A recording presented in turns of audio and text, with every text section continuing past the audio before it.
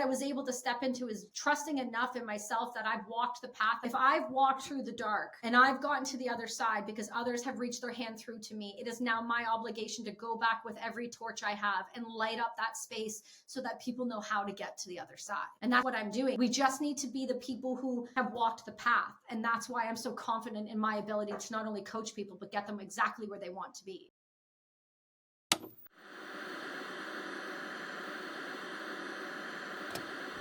Is that much of it? That's not much of a change for you, right? My name is Carey. I used to load bombs in the Air Force, and now I'm a writer, a filmmaker, and an entrepreneur. Through using the post 9/11 GI Bill to go to college, working hourly jobs to pay the bills, and freelancing my way into a career, I've studied what it takes to successfully transition from service to civilian, and that study has become a conversation.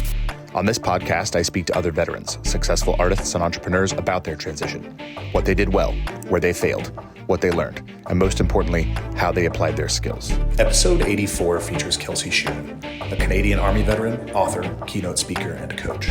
She is a trained somatic breathwork practitioner, psychedelic integration, and mindset transformation coach. She leverages her expertise in this emerging field to improve the lives of veterans through the responsible and therapeutic use of plant medicine.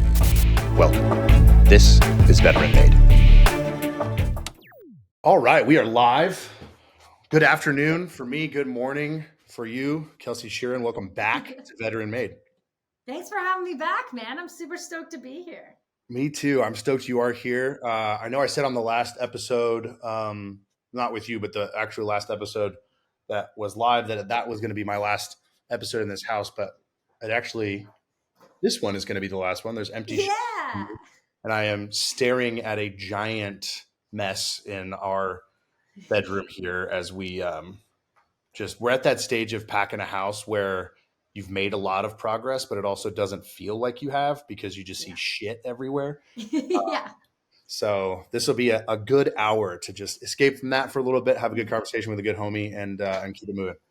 I'm about it. I'm just grateful to be here, man. It's been pretty amazing to watch the show grow, and it's been hugely inspirational to see how far you've taken it in a very short period of time. So I just want to say congratulations on that, man. This is not easy, and people do not see the hustle on the back end of these shows. So congratulations, dude. I appreciate that. Thank you very much. Yeah, I an earlier version of myself would have had a hard time thanking you for that and acknowledging that what you said is true. But it is true. It is hard. But I've grown to realize that it is hard, but I've also grown to realize just how much I thoroughly enjoy. I'm just not tired of it yet. I just love it. I love having the conversations. I love putting stuff out there and putting the content out there and just getting better as a creator. So thank you. You're very welcome, my friend. All right. So since we last spoke, you launched your book and went on a whirlwind podcast tour. You did just post about trigonometry, which is going to come out sometime relatively soon. Sunday. Yeah. So that will have been out after this goes live. This will go live next month. So yeah, you've been all around doing all kinds of awesome stuff, talking about the book and talking about yourself and the things that you're doing. Before we jump into the speaking and the coaching and this kind of next iteration of your professional life, can you reflect a little bit on that press tour and the book and the launch and all these conversations and just what was it like for you? Oh my gosh, it's been that long? Has it been that long? Oh my gosh, it's just wild. I don't even know how long it's been, but it doesn't feel that way. I feel like the last part of my life last year was it was a blink and then it was gone. It was something I had worked so hard up to for so many years. I know a lot of people, you write books, depending on who you are, you get them put out pretty quick. But I've been working on this book here, this guy here, for 5 years prior to getting a deal. And so by the time it came, time to really drop the thing and do the tour, it was just like a relief. It was just like, okay, we're finally at the finish line. And I think for me, writing this book was, the attempt was get it to the finish line. All of us went through things during that rough couple years.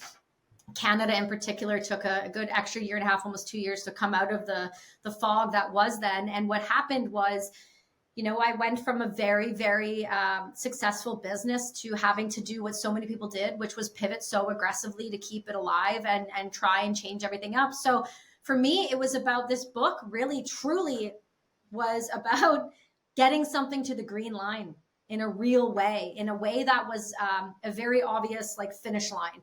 And I was just hopeful that it could help to change others' perspectives on what it's like, not only to be a female, but to be a service member, and then transition points, as well as what it looks like coming out of service if you're able to use the tools at your disposal and see this life as happening for you and not to you. No doubt. You were so prolific in terms of the places you went and the people that you talked to. How did it feel to have the conversations? Like, did you scheduled those out probably a good amount of them out, prior to the book being published, and you finish the bulk of the writing and everything. But what did it feel like to talk about the process or talk about the book as you had hit that green line, as you said, that kind of that finish line? Did it feel the way you thought it would feel to talk about it in the retrospective? Well, it was interesting too, because you say like the bulk of the writing, I actually had a fully finished book before I went to a publisher. So I didn't do it where I sold an idea and then I wrote it. I had written it and said, this is my heart outside of my body. Here you go, judge it. And so by the time it came time to book those things, we had started booking shows in January of last year, and we started doing shows in March of last year, and we announced, the film and things like that in March of last year. So once it actually came time to do not just the podcast world, not just the Jocko and the Cleared Hot and all these shows, when it came time to actually sit down and talk to mainstream media and, Fox and all of these huge, incredible platforms I was able to get onto and have these discussions with, it felt foreign. It to be honest with you, as much as exciting as it was, there was a bit of emptiness feeling. This idea that I had accomplished this really hard thing that I'm really proud to be one of the I think now Tulsi's got a book coming out, but I think I'm the second veteran female to have a book about Afghanistan or GWAT. And so that was a big deal for me. I like to lead the charge in things if I can, not because I'm anything special, but because if I see an opportunity to jump into a space that there isn't, I'm going to dive headfirst into it. So I was very proud to be a female that got a book across the line that was about Afghanistan, where that had not been existing. So that was a win, and I felt fulfilled with that. But it did feel very much like anybody else who's done something big. You get to the finish line and you realize, okay, now we got to start again. It's, you hit the top of the mountain and now we're facing another mountain. And so it's never enough for me. I've realized I'm not trying to chase something because I don't feel fulfilled in my life. I'm trying to chase something because I believe in my bones and in my soul I'm made for something greater. And so that is what drives me. But talking about this book to people and having these conversations, when you're doing a lot of this media that's not long form podcasts, it's very superficial. And so you realize really quickly, they don't really care about what you have to say. You're just there to promote something. So once you understand that, you don't feel so hurt by it. It's more like, oh, this is just the business. This is just standard business. It was strange, though, being in New York, walking into the Fox building and seeing all of the hateful signs on the concrete written and all of that. I was just like, oh, this is dicey walking into this building. But it was a true privilege to be able to, I'm hopefully saying this in a nice light, to be able to represent females that served in a way that I think they can be proud. Yeah. I mean, I'm not a female, obviously, but that makes sense to me. And I would make the same assumption. I mean, you ran the gamut though, in terms of all of the networks, like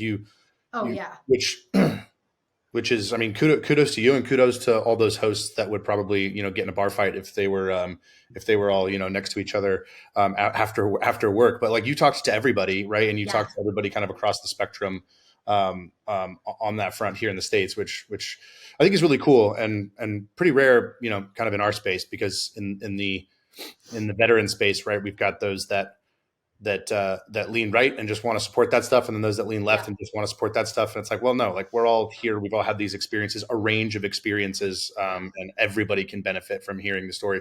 Going on the long form podcast, did you find yourself having to repeat yourself, or did you get the opportunity to have like differentiated conversations with different hosts? Well, it depended on the show. So I just want to take that back for a second. And the reason why I did the media I did, I think is important to address. I'm a Canadian individual, which means I get a pass when I go to America, in that I don't have to lean one way or another. Because I come from the fashion world with Brass and Unity Jewelry, I was already on GMA and I was already on Carson Daly and all of these more left shows. When it came time for the book, they leaned in because I was military and I had served with the Americans, so I could get the right wing shows as well. So I'm a big believer that all division divides and that you should be talking to anybody that's willing to sit down and have a conversation with me. So in saying that, depending on the show, when I did Jocko, this Jocko episode that is still out and still exists, and hopefully that will stay there. It is definitely a very different show than the rest of the shows I did for the book. Like, it's very obvious that it is. Within the first 12 minutes, you can see it's a very different show. It was very repetitive. It was not near as emotional as my first one was. And it was just, essentially, it was an opportunity to correct a wrong. And so it sounded like that. And so it was more like, let's get it done. Let's fix the problem. Let's move on. When I did Cleared Hot with Andy Stumpf, Andy's a friend. I'm very fortunate that he wrote a quote in my book. I'm very grateful for that. And Andy is just shooting the shit. Andy is just a comfortable conversation and just somebody I enjoy having dialogue with. So it didn't repeat there. When we got to do some other shows that I, didn't necessarily anticipate doing, things like trigonometry or the real ones, things like that, very different dynamic, very different line of questioning. And what I realized in doing all of those shows is that I was only ever discussing things that were my past. And I no longer wanted to live in my past. I wanted to start living in the now and my future and who I am, not who I was. And so when I started doing some of these shows, it gave me a good year to reflect and honor Kelsi, who she was, but it allowed me to start in 2024 as Kelsi, who she is and who she is moving forward. And so that was something I'm really excited about, and so grateful that I got the opportunities to do all the shows that I did last year. And I'm just really just blown away at the veteran support that I received all over the world from different shows, because what it showed me was you didn't have to serve with just America. You could serve with everyone, and people were going to acknowledge that. And that was a beautiful, really, in a time of division, it was a really beautiful unifier. And I was just really grateful for the opportunities. Yeah, I mean, it makes complete sense to me, because anybody who's followed you, whether they listen to the show, your podcast regularly, or have read the book, or just follow your content on IG or just across social, you are who you are. It might help that you're not I guess that you're not an American in this sense, but like you're all over the map. Like, you're just going to tell the truth as you see it, and have a conversation, no matter how difficult it is. And if it's a difficult one, you lean into it, and that comes across authentically. And so I think, it makes total sense to me that people that those who are supportive, because you're not going on with any agenda other than to have a conversation. And like, you've also, I mean, you're one who would change your mind if presented with the right facts and with the right emotion and with the right. I think so. Yeah. I think so. It's such a stereotype, but I really do believe in, if you can sit down and show me another side, I'm fine to hear it. I'm not going to clock you, but I also know who the fuck I am, which means I know where my lines are in the sand. And so even if you said, well, Kelsi, this is the evidence for this, but it contradicts my integrity, but most of the time, I'm not married to my ideas, and I don't think anybody should be. And I think that's part of the issue, right? Is everyone is very much married to what they believe is right and what they believe is true. And I'm a big believer that everyone should have an opportunity to present both sides. We just don't often get that. When you do shows, some what I call for fun shows, like things like Drinking Bros, and you sit with Dan and Ross and they just literally tear me apart for my height or just something ridiculous. Those are for fun shows. Those are shows you can present, you can hear different ideas, and you can go, okay, if you do The Citizen, Dan's going to throw real hard life questions at you, and you're going to get an opportunity. I think the very first episode I did with him, we talked about something, living a life worth dying for. This episode, we talked about parenting. We just talked about the ownership and parenting and why it matters. And so I do love watching not only the shows that I do grow, but also how they ebb and flow and change, because it gives me an opportunity to show up differently as well.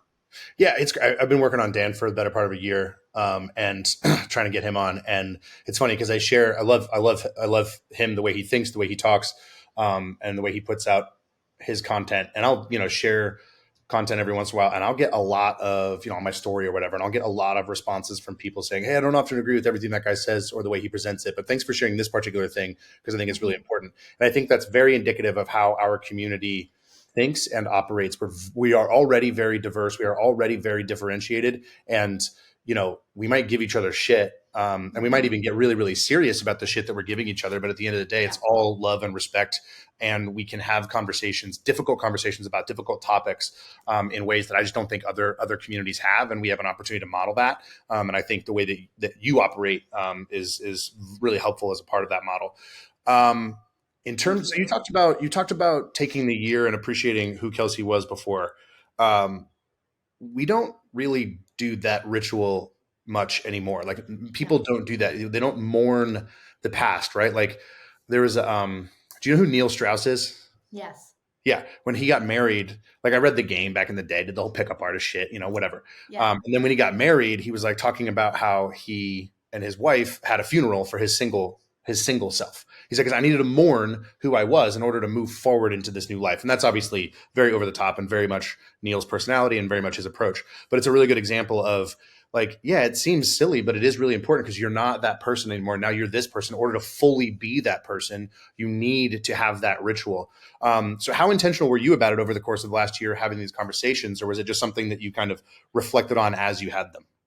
So I didn't reflect on them while I was having them at all. I was so in it, and I was just so happy to be in the room and get the book done. I was like, I don't know if anybody who is listening has ever written a book or tried to write a book or tried to get a publisher to publish your book. It is in an animal, and it's totally doable. So anybody tells you, well, it's impossible. It's not. You just have to try, and you just have to be relentless. So what I would say about that is it actually came to a big head for me a couple weekends ago. So this is fairly new, but I had already known that I was transitioning myself. That's an interesting word. Transitioning myself into who I wanted to be. And I was starting to work a lot with my doctors and my team around the ebb and flow and who I was changing into. And I will say I was working a retreat for Not Dead Yet a couple weekends ago with Matthew, Vincent, and Bonnie Schroeder. And these two are just, and also, Andrew and Mindy as well ran it. And I got to tell you, I was brought in as one of like the 8 coaches that was there, and we had 40 people, and we were in the woods of Montana. And I'll make this very short. And I do actually, you know what? I'm not going to apologize if I get emotional because I think it's important to show those. So old me would have apologized for being myself, but let me correct my shit real quick. If I cry, get over it. So I was in this retreat and I was going through this experience, and there was another individual there named George, and George was an ex-Marine, but he is also a coach, and he's very intentional with his words. George looked at me and said something, and it caught me off guard. People don't speak to me in a certain tone. I don't know if they're afraid of me or what it is, but they don't. And he corrected me, and I sat there and stood around the fire, and he looked at me, and I said, I feel like people want to be around me for my contacts. I feel like people want to be around me because of who I know and who I can connect them to. And I pride myself on being one phone call away from pretty much everybody at this point. And I pride myself on that because I've made sure to do it right. And the reason I'm saying this is because he looked at me and he got down to my level and he yelled in my face and he said, shut the fuck up. And I looked at him and I was just like, no one talks to me this way. Like no one. And he said, why do you think it's everyone else? Why can't it just be the ones that they want to be around as you? And that hit me like somebody just like I just got a Mike Tyson punch to the face and to the gut and to the heart. And I realized maybe I am just good enough to want to be around. Maybe people don't want me for anything. And maybe the mentality that I'd been giving myself was the old one, the one that was in survival mode, the one that was building the company, the one that had come from the army, the one that had to not acknowledge her divine feminine, but lean only into the masculine to be acknowledged, to get not only acknowledged, but to be seen. And for some reason, I spent so long after the military trying to be acknowledged by a bunch of men and to be welcomed in by a bunch of men. And I just couldn't accept that I didn't need to be seen by those men to be seen to myself. And so this spurred all these emotions while I'm supposed to be working this event. I'm going through this existential death and crisis and rebirth. And so I took some time with myself and I went into the hot tub in the beautiful snow in the middle of Montana with like 6-7 feet of snow and complete silence in the woods. And I sat there and I just screamed and I cried and I screamed and I cried. And the way that I work is when I say words, I also see y'all got that fucking Apple cool thing going on. I've had that. That's what it is. While you and I are talking, I'm replaying. I can see it happening. And so there was a moment where I was in a meditative state, and stop me at any point. And all I could see out of one side of my eye was a casket being lowered and everyone around it. And I just said to myself, no, I don't accept that. And then next it switched to people pulling Kelsi away by my arms, just pulling me away. And I was kicking and screaming and I just kept going, no, we're not doing that. And then I got this beautiful vision that came forward. And it looks very similar to where I live. These 2 mountains in a place that I go all the time in the summer. But everybody that was at the retreat that we were coaching and we were working with to help them with their lives, to better their lives, to show them that they can keep living intentionally.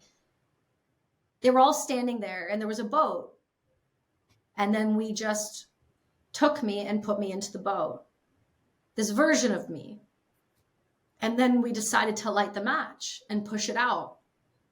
And so I mourned and I went through this experience where I could thank the person that showed up for the past decade that I could not, the divine feminine couldn't be.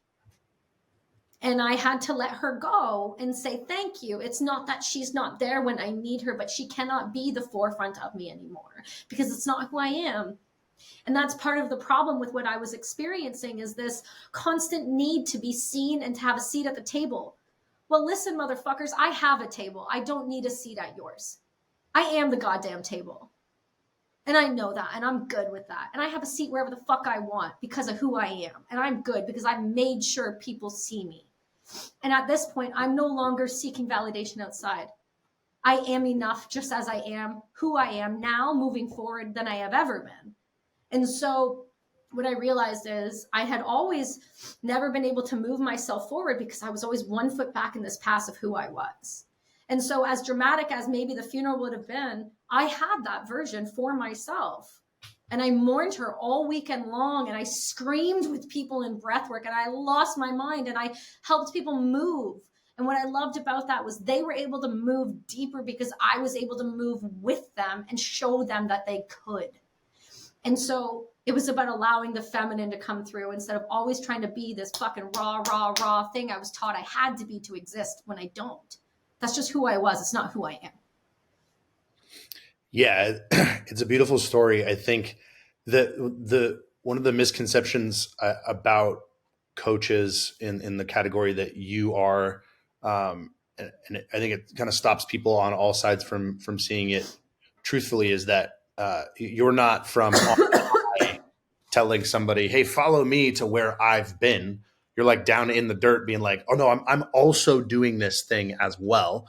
And as an example and as a comrade and as somebody who's like doing it alongside of you sometimes, but also doing my own version over here. It's not like you're saying, hey, I've got all the answers and I learned all of these things. And, now I'm going to impart it onto you. It's an iterative process for you as well as those that you're coaching.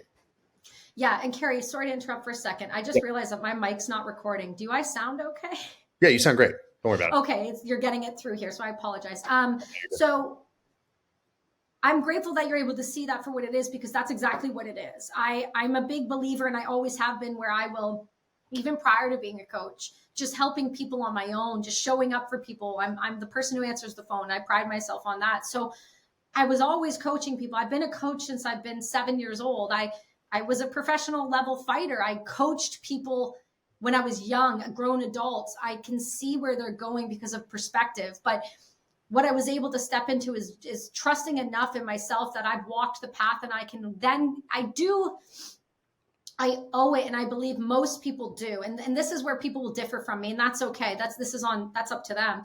But I'm a big believer in, If I've walked through the dark and I've gotten to the other side because others have reached their hand through to me, it is now my obligation to go back with every torch I have and light up that space so that people know how to get to the other side.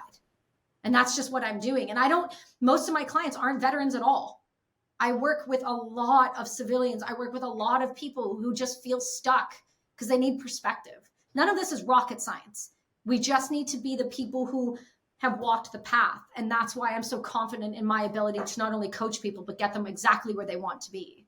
Yeah. And walk the path, however imperfectly, and this can get idolized, but sometimes the more imperfectly, the better. And I know how that sounds. And big caveat there being, I'm not advocating for people to go make a bunch of big mistakes on purpose and ruin your life just so that you can. I'm talking about just owning those things along the way, right? Like I started my daily newsletter, and so I write every morning and publish an email and a blog post every morning. And I kind of oscillate between third person, second person, first person. And I went real deep, real early on owning a lot of the things that happened in my life and in my post-service life, all the mistakes that I made stumbling my way into my industry, as well as a lot of the mistakes that I made in the military.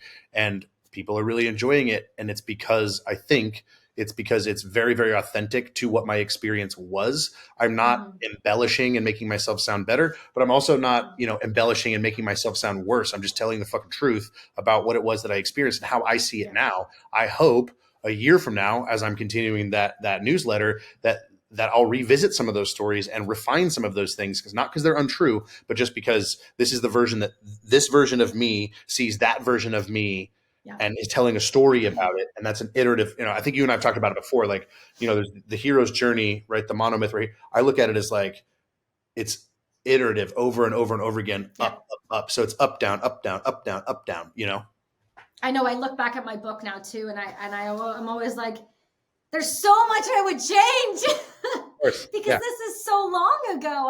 And so I do look forward to writing another a step from that, because I think it's important. So I fully hear you, but I think that people also are so obviously craving authenticity, and not that way that the word sounds, in the truest sense of all the fuck ups, all the wins, all the losses, all the dirty nitty gritty. So when you're doing a newsletter like that, dude, of course people are going to attach themselves to it because they can relate on a deep level. Yeah. It's so important. Yeah. I'm writing a memoir right now, and I'm halfway done with it. And so I shared the first half manuscript with a couple of key people in my life that show up in the manuscript. So there's a couple fact check things that I want to get right. And also just emotionally and relationally, I want to make sure that it's tracking.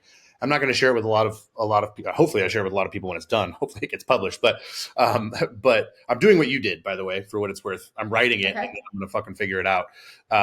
But yeah, what am I going to cut a deal on right now? I ain't done shit. So I'm going to write it, and then I feel like we should have a chat after. We should definitely. Yeah, we should have a chat. But I shared it with my wife, and I was like, listen, you're going to have to get through the first couple of chapters. She and I went to high school together, so she shows up very early. Okay. But I was like, you're going to have to get through. Hi, baby. You got to go downstairs. I'm podcasting. Thank you. The school's closed today. Oh no. I know the deal. Closed. We're moving. It's all good. It's a vibe. And I told my wife, I'm like, there's nothing in there that she wasn't going to like, but I was like, it's not really well written, because the first few chapters I wrote them in order. So the first few chapters were like my first attempt at putting pen to paper. And she's, journalism, new media undergrad, and she's a filmmaker and a writer now. So like, she's very, very good at it, at the craft. And she sat down and read the whole thing in like one sitting, and mentioned a couple of things to me about it as she read. But then later we did like a happy hour date before we picked our daughter up. And I was like, well, what'd you think? And she goes, you did not capture yourself really well at the beginning. You didn't capture yourself really well in high school. She was like, it's really hard, but like, people need to know that you were a really, really sweet asshole. Like, that's like, you were both really, really sweet and you were a total asshole. And I loved that combination of person, but it's not on the page. It's not like you're not. And she's like, you need to be more vulnerable in those moments, even if it's super painful for you to put it down, because that is the foundation of like what you've built on in terms of everything from transitioning into the military, then out of the military, now this podcast project and the writing and the filmmaking and everything. She's like, you have to capture the complexity of kind of who that person was at that time as best you can. And I was like, dang, that's going to be hard. It's hard because you have to go to the depths of your soul and really do look at how you're feeling in those moments. And you don't need anybody to tell you how to do it. But I will say, I'm a big believer in using every tool at my disposal. And one of the best ways at the time when I was currently writing that book was for me to sit down and to spark a joint and to sit with medicine and ask for support and ask for the ability to go within myself and not break myself in half. Yeah. And so I'm a big believer of using things as tools, not as ways to escape. And I know that you can be creative with or without, but I have a connection to plant medicine. And for me, sitting with medicine, asking for its support, asking for its guidance was a way that I was able to then almost give myself a layer of protection, whether it was subconscious, real or not, whatever you want to call it. But it gave me enough where I could then go back into the really hard points in my life and pull them from a different viewpoint. Yeah, no doubt. There might be a little bit of that happen. So when did you? So when did you? What? Prior Kelsi has been acknowledged, thanked, mourned. Mm-hmm. What is Kelsi right now doing, and who is she working to become? So from that moment. Yeah, I think Kelsi as it sits right now in 2024 is definitely a lot different than in this book. In the book, I really struggled with the idea that I would never heal from things. And even once I did toward the end of the book, starting using plant medicine, it was about finding my footing again, being reborn. It felt like being a baby deer all over again. So I do believe that I am drastically different. Last year opened my eyes that I am worthy of so much more. So as it sits right now, last year I did all of my schooling. I became a psychedelic integration coach. I do work with Heroic Hearts Project. And so in the United States, I am one of their integration coaches. And I love that. I think that's amazing. I get to work with the medicine. I get to work with the veteran space. I'm doing personally, you will probably be one of the last veteran podcasts I do for quite some time. I am not, and I will always do your show whenever you ask, by the way. I'm just not leaning into the veteran side of myself because I'm not just a veteran. It's just something I did. And I'm starting to open myself up to a lot of the different shows. I just did the Meat Mafia with Brett and Harry, and we talked a lot about wellness and my beliefs around those things and starting to insert my opinions into our culture and our life and our political systems and our deep beliefs on who we are and who we perceive ourselves to be. And so as it sits, I did a TED Talk, a TEDx last year. It's supposed to be coming out this month. We haven't seen it out yet, but they take a little bit. So I did do a TED Talk, and I will say there is a number in there that I am concerned that I said wrong. So I'm like, oh my God, oh no. But I did it on behalf of Honor House Society, and we spoke a lot about the 44 a day. And so that was very important to me to cap off the year. I did a talk at Harvard, which was one of the big list goals. And so at this point, I believe I've solidified myself as a really awesome keynote speaker, and I'm really proud of that. And so I'm a keynote speaker. I do them kind of all over the place. And I believe that I'm able to take our learned opportunities, because these are not losses. These are learned opportunities. And I'm able to show people how you can overcome insurmountable challenges using my experience, as well as being an inspirational speaker in that sense. So I've become a speaker. I've leaned into that and known that I'm good enough at that. So I'm happy with that. I launched my first coaching and speaking platform in January of 24. And we've started taking on clients, individual clients. They don't have to be veterans at all. And really helping to work with a different subset of people who not only want to like unfuck their life, but they want to look at things in a real way and are ready to do the work. So the majority of what I do now is podcasting, speaking, and coaching, and I'm quite happy with that. I'm a somatic breathwork practitioner now, and so I've been doing a lot of that in retreats, and I've got my first retreat here in May coming up in British Columbia, which is open, and we've got some spots available. So I'm doing all of the things little Kelsi never thought she could. And I'm basically going back to that grade 4 teacher saying that, she talks a lot. So let's use it. No, I love it. How did you build the, so it sounds like there may have been you needed to build confidence for the speaking. Is that true? I think to an extent, I know that I can talk. I've had the podcast for 3 years. I go on a lot of other people's shows, and I believe that I do have the ability to hold a strong conversation. I think for a long time, it was this belief that, was I worthy of being in the room? Was I worthy of the fee I was charging? Was I going to add the value? I know I could, but it hadn't been, tested. And so I tested the hell out of it the past couple of years by speaking at universities and colleges and mortgage conferences, and, and then the TEDx came up. And so people dream of TEDx's, and within 1 year of me speaking, I was offered it, and I was really grateful, and I'm going to apply for another one, because it wasn't just confidence. It was showing myself that not only was I worthy, but other deemed me worthy. And it's not that I needed them, but they're the ones that pay the bills. So you have to not only believe in yourself, but you have to bring a product forward that's premium. And I'm not going to put myself out there until I know that I can show up and I can make every single person in that room either cry, feel something, or look at themselves with self-reflection. It's not worth it. Was it like, was it kind of like those speeches that you're describing kind of early on? Was it like stand-up where you were working out material and kind of trying to figure out what the cohesive message was? Or have you had a cohesive message from the beginning and you've just been practicing that one? So I've had a cohesive from the very beginning. My very first talk was 45 minutes. And so the way that I work is I was going to write it out word for word, and I was just going to practice it. And then depending on who hired me, it would ebb and flow and change. So when you go on KelsiSheren.com, there's 3 different talks that I can give.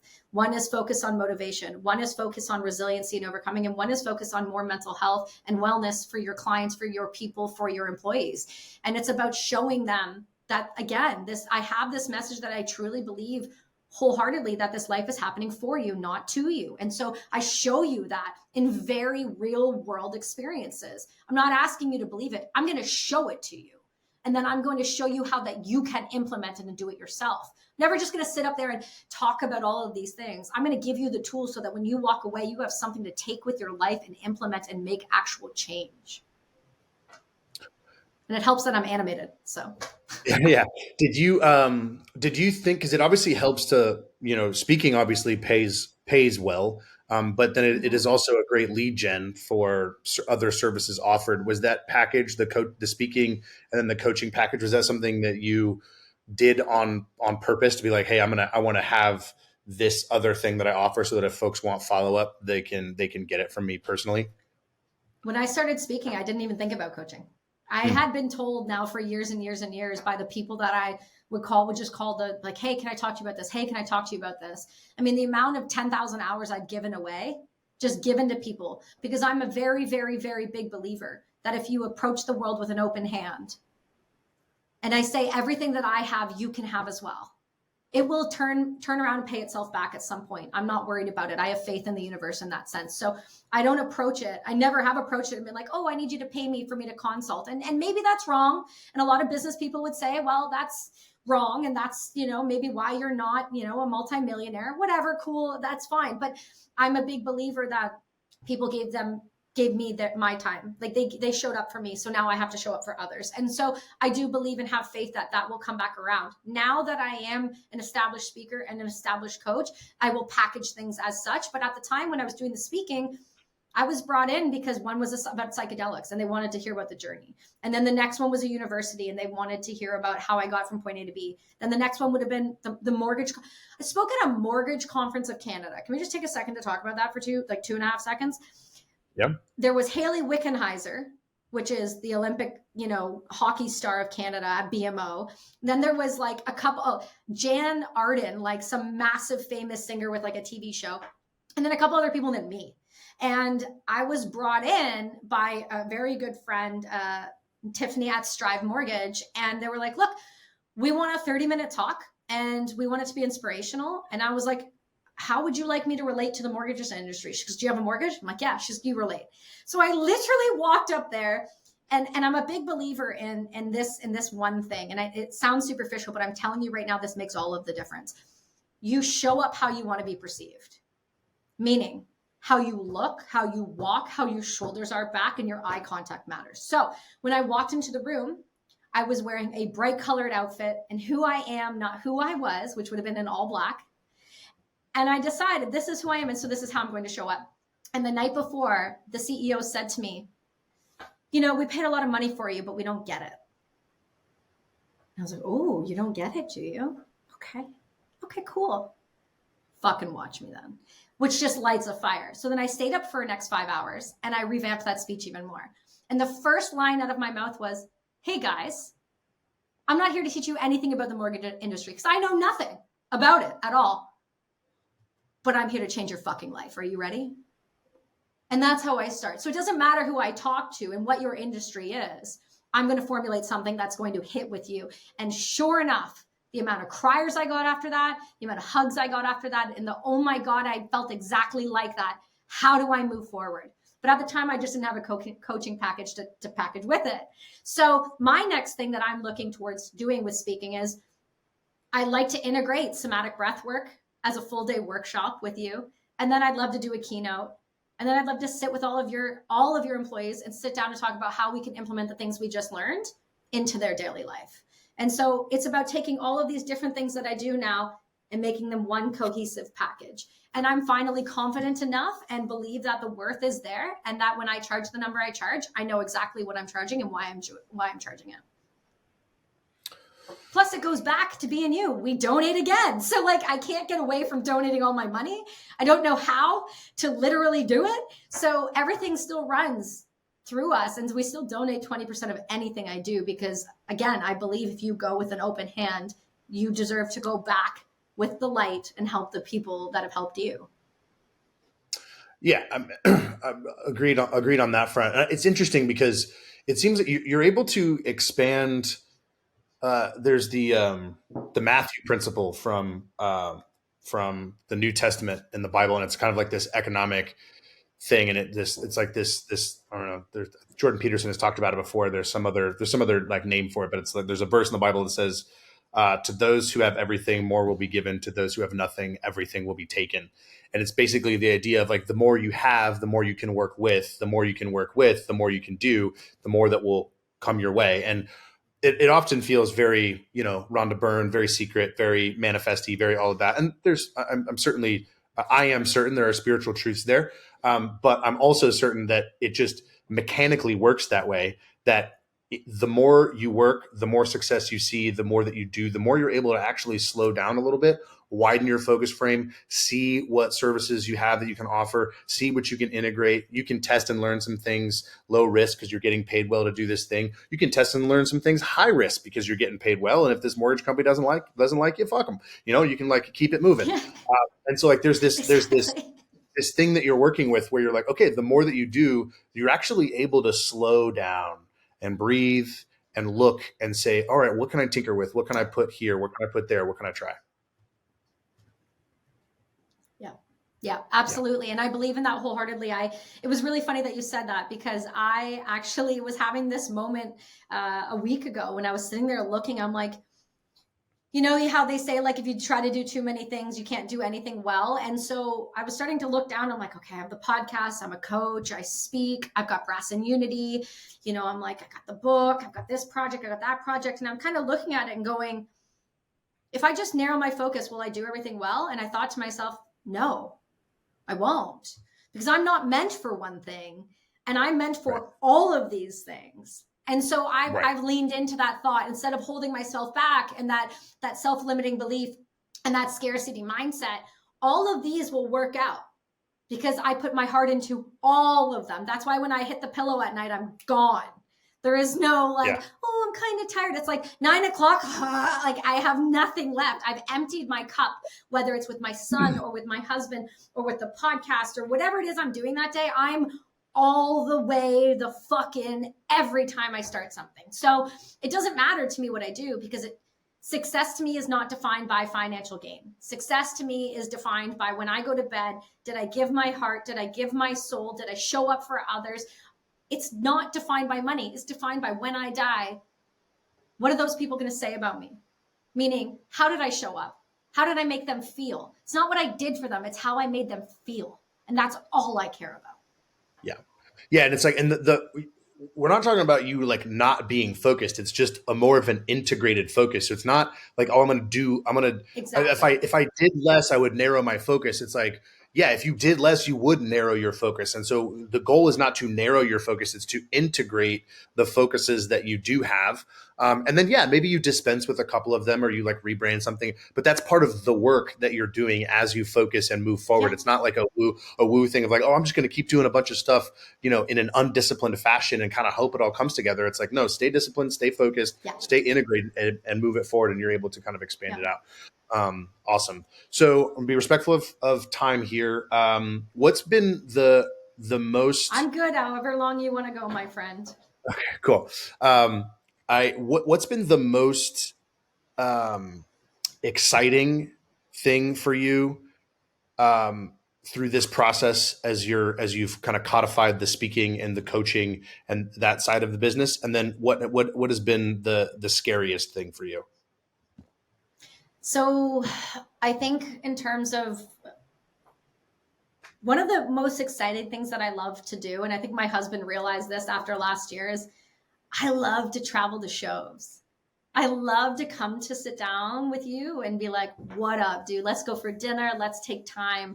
My relationships and my connections, if you will, whatever you want to call them, but my ability to show up in the room, I believe is unmatched. And I say that in like the most humble way, meaning when I show up, I'm all yours.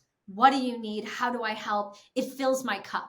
I love being able to go down. I'm doing a trip here in 2 weeks, going back down to Texas, going back up to LA, going over to Vegas. Like I'm doing all these shows because it makes my heart happy. I love to be able to share my message. And my message has always been suicide prevention. So when I finally hit a point where I could make the phone call and say, hey, I'd like to do this show, except for like a couple people who've said no, I know that I can get on the shows. And that to me is exciting, because that's the 10 years of legwork. Everybody talks about the 10,000 hours of knocking on the doors. I've done them all. You guys just haven't seen it. And so that's exciting to me. But what just fills my cup on the deepest level, and right before this episode, I had a client. And one of my clients is now over 30 days sober. And to watch her change and to watch her stick to the regimen and to hear herself say for the first time in her entire life, I'm proud of myself. It's unlike anything. There's nothing, there's no drug, there's nothing better to watch somebody go through a somatic experience, to walk them from the beginning of just stuck energetically and frustrated and angry, to have them have this like screaming fit and crying and feeling for the first time. There's a photo on my Instagram right now from the Not Dead Yet retreat. And there's this amazing, amazing woman who just never let herself feel. She lived so logically, just so up in her head, and lost her soma. She lost her connection to her body. And we were in the cold plunge, and I hadn't spoke to her all weekend. And I just walked over and I said a couple words, the right words at the right time, and touched her at the right moment. And she fucking broke through. And she broke through, and she could feel, and she was screaming and she was crying. And she's like, I have not felt in so long, but you held the container for me to feel. That shit right there gives me goosebumps. That shit right there gets me up in the morning. That shit fucking fuels my soul. because I know what that feels like in that moment for somebody to give you the time to feel and the space and the safety. It doesn't happen. Everyone's a breathwork practitioner, but not everyone should be a breathwork practitioner the same way everyone has a podcast. Not everyone should have a podcast. It's okay, but I love it. I am addicted to watching others heal because a little bit of me heals every single time along the way. And that to me is just the most beautiful thing I've ever experienced, other than the birth of my son, which was also incredibly beautiful. Yeah. I mean, that, not much more to contribute there. That's beautiful. I think probably. Well, it's like the podcast, man. You know what it feels like when you hold a container for someone, which you do brilliantly, by the way. When you hold a container for someone and you're genuinely engaged and you see that person excited to be there, they're not excited to be there because of who you know. They're excited to be there because of who Carey is and the container he holds to make others feel fucking seen. Everybody in this world just wants to feel seen, man.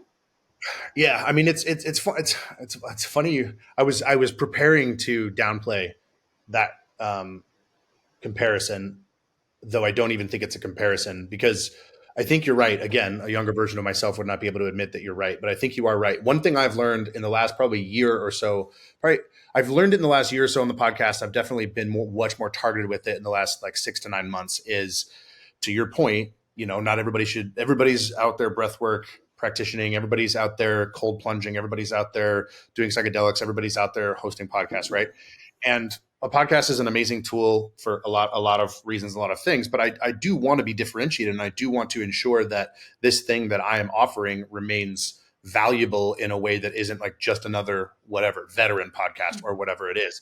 And so what I've aimed to do, what my target is to give somebody the opportunity to talk about something that they don't get the opportunity to talk about on the other podcasts that they go on. So if somebody's plugging a book, or if somebody's plugging, speech, or somebody's plugging whatever it is, like they're going to go on other shows and those hosts are going to ask them the same things and they're going to have to say the same answers. I'm always looking for a thread or two to pull. And it started because I would talk to these operator types that would come on. I'm like, listen, dude, I don't care about, the running and the gunning, the door kicking and the shooting. Like, that's not what we're about. What I'm about is this thing that you're building. Let's pull the threads on that. And so those guys love that. They're like, oh, that's great. Like, I can come on and be the human version of myself, not the video game version of myself. And so then what I did is I applied that logic to just other people who might also have something interesting to say and talk about that they don't ever get a chance to talk about. Like Michael Cook, when he came on the show to talk about Abbygate, I'm like, bro, I've listened to all the podcasts that you've been on. You had to regurgitate this awful story that I read, and it's beautiful and it's terrible and it's wonderful and it's heartbreaking. It's all, but I'm not going to make you talk about that again. Let's talk about the process. Let's talk about writing the book. Let's talk about interviewing people. Let's talk about the pain, and he was like, dude, that's amazing. And so we did 45 minutes of that, and it was great. And so, yeah, I think you are right on that front, that it is something that I've been able to do, and it not only feels good, but I think it has practical value. I think it has massive practical value. When you're holding a space for someone, if you can do it differently, you're going to get a different version of them, which is then also going to spark a different thought process and perspective for them, which could be a catalyst point to them looking at their life differently or seeing themselves as more than, and not just this person that's been held in this place that everybody wants to talk about this. Well, I'll talk about it again when the movie comes out, because then I'll have a reason to talk about it. But it's not who I am. It stopped in 2021. We're 2024. In 3 years, I have spread the gamut on things. I have literally learned a life worth of information in that time frame. And so when you hold that space for people, it is different. It is not another veteran podcast. It is drastically different in the way that you allow others and you think about your guests. You're not just grabbing the next person. And that's not a slight to anybody. It's a show's intent. And when you do things from intent, then everything will always work exactly how it's supposed to, in a positive manner, because there's intention behind your choices. And so being able to talk to you about some of these things today with coaching and with speaking, I've only been able to talk about them on one other show, and that was Meat Mafia. And so it's a very different version. And I'm so grateful that you gave me the space to do so, because it is different. And it is not, I'm not living in that. And I'm not going to be the prepper guy and the guy that talks about the running and the gunning and the things all the time. That is okay. Other people can do that. I am not that. I do not want to be that. Yeah, that's exactly right. I mean, I remember thank you. I remember we were texting about it. I was like, yo, we got to get you on the show to talk about this. Like, you lit up. Like, I could see it as one of those things where I'm like, oh yeah, no, there's an excitement there. It's not just it's not just like, yeah, sure, I'll come on and plug something, which is great. What is the status of, oh, go ahead. No, go ahead. I was going to pivot to the movie. I was going to ask my wife and I are watching, we're watching Suits right now along with everybody else who's doing, there's a bunch of Canadians in that show, but Neil shows up in that show. And so I was like, oh, that reminds me to ask about the movie. I didn't know if it was what's going on with that. Yeah. So I actually walked away from that deal, which is a hard decision to make. Okay. And I'm currently working with a director and a writer right now, and a script is being written for a movie, which is wild. And I can't say who it is, and I can't say much more about it yet, but I can say that this is the closest we've ever come to getting this thing exactly where we want it. It doesn't mean Neil won't be a part of it. It just means that I'm not producing it right now with the McDonough Company, just because, and no fault of them, I made this personal choice. They were ready to ride or die with this, but I got to a point where it had been enough years where I really could see what was happening with film, and I could see what was going on with the strike, and I could see that people weren't really interested in necessarily the talking about the war stuff anymore. So we had to pivot and decide that I was either going to walk away from it or I was going to stay with it. And I started to, as I've gone down this journey, I've stopped living up here in my head and started living in here and with intention. And if it doesn't align with me and it doesn't feel good, and that may be woo-woo to people, but the best thing you can ever do in your life is start to do things that align with you, even if they're uncomfortable. And to say, I'm going to walk away from a film deal, which I never thought I would have, with people who have supported me and been nothing but love to me, was a very big risk. But when I sat down and I thought about it and I looked inward, it didn't align with the direction they wanted to go. And I was okay with that, and they were okay with that. And so we're at a point where I've given this new director, they asked, can you give us 1 year to develop this? Just give us a year, trust us for a year. And I said, okay, I believe in what you're doing. He has made some wild things before.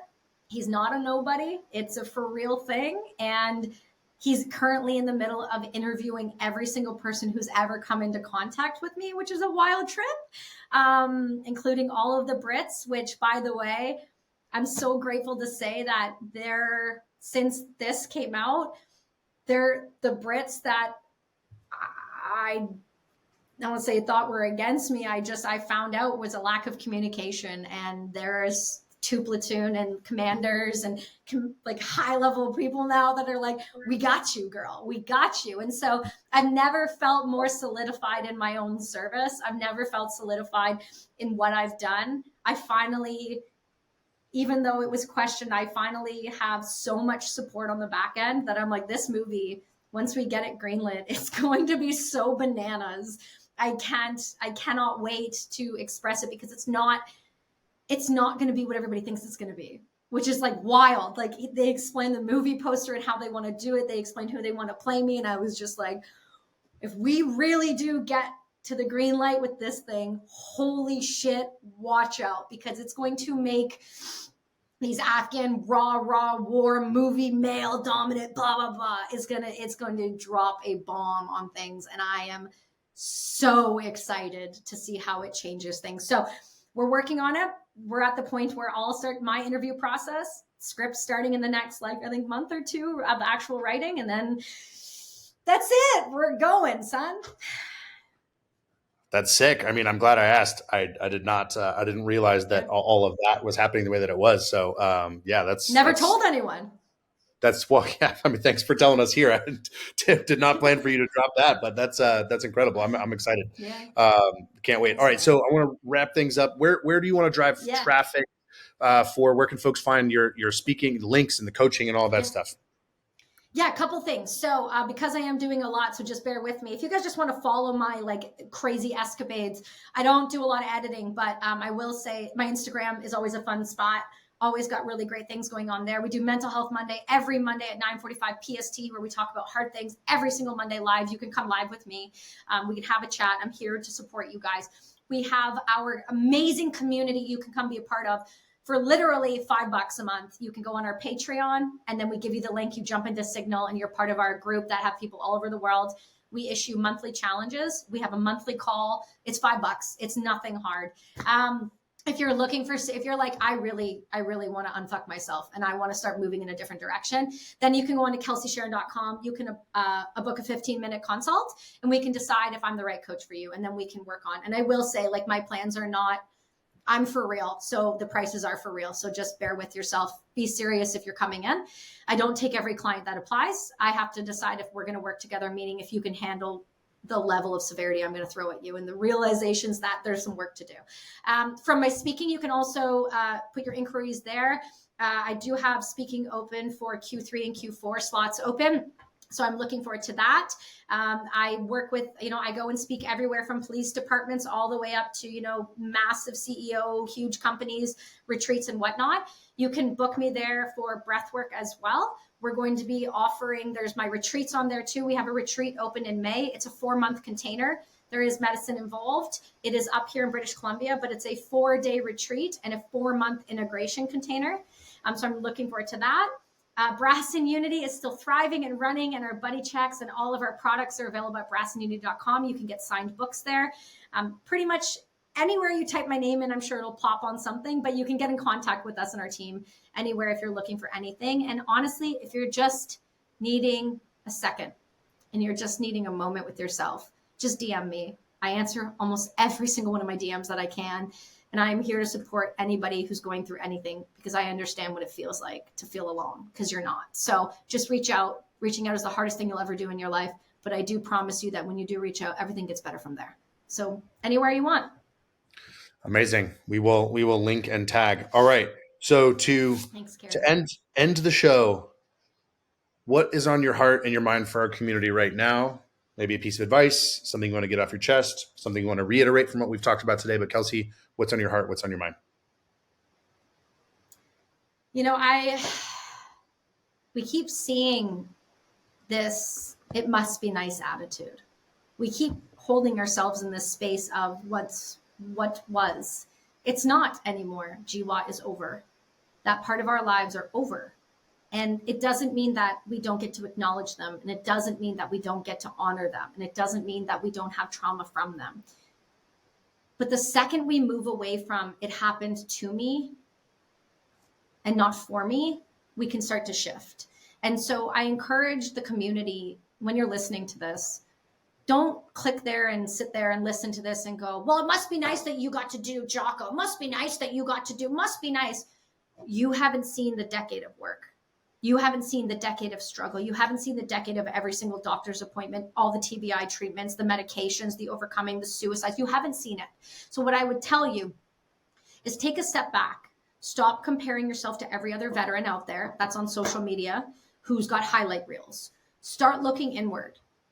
You all have the answers. Most of us have the answers. I encourage you to stand in front of the mirror and start to acknowledge you as you are, meaning you have the ability, just like you had the ability when you were overseas to get through a gunfight, you have the ability to get through the fight in this life too. But we need to stop leaving one foot in our past while trying to move one foot forward, because all it's doing is stretching you thin and making you go back to those negative emotions. You've accomplished something great, which is going to war. You came back and you are alive. You owe it to your past self to start healing, so you stop bleeding on everyone around you, not only because you can, but because you must, because we are a part of that world that people look to for answers to lead. They don't look to their neighbors. They look to people like us, and they look to us because we've done hard things. And you can keep doing hard things, and do not think because you're not in a uniform that you can't, because you can and you must, so that the rest of us can continue to heal. Because this 44 a day thing that keeps getting worse, because people say, well, it's not as bad. No, it is. It used to be 22. We are at 44 now. 44. That's over 19,000 people a year. We don't have to be the numbers. We don't have to be the victims. We don't have to be it must be nice. It is nice. Do the fucking work, and it can be nice for you too. But stop living in the victim mentality. It is hard. I get it. But you can get through if you show up for yourself the way you showed up for everyone else in your life. It's time you show up for yourself now. You deserve it.